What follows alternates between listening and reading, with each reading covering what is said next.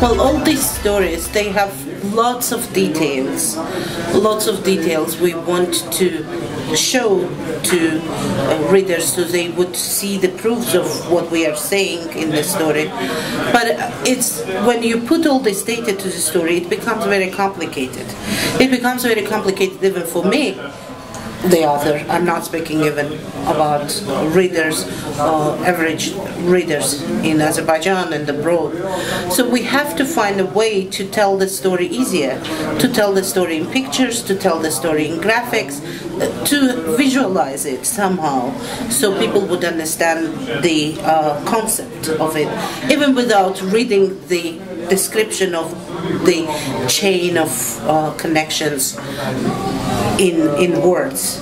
Actually, it's very difficult to describe the chain of connections in words because sometimes they use 30 or 40 companies to hide one single name behind. Doing investigative journalism, it's hard itself. Collecting a lot of data is complicated, and making this data clear, it's 3 times complicated. And sometimes it discourages reporters. They are in trouble to do it well and to explain it well.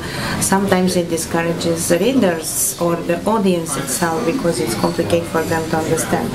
And we know that visualization is the key to make investigative journalism much easier to understand because the topics themselves are highly important, but the way we describe it, it's sometimes hard to follow or to understand. These are complicated stories with a lot of numbers, and it is not easy to understand for the average reader.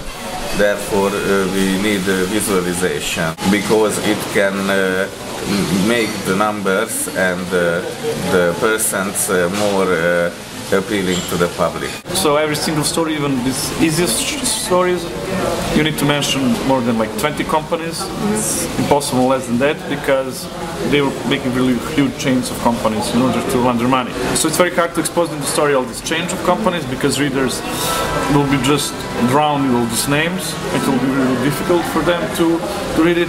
So that's why it's very actually useful to use visualization.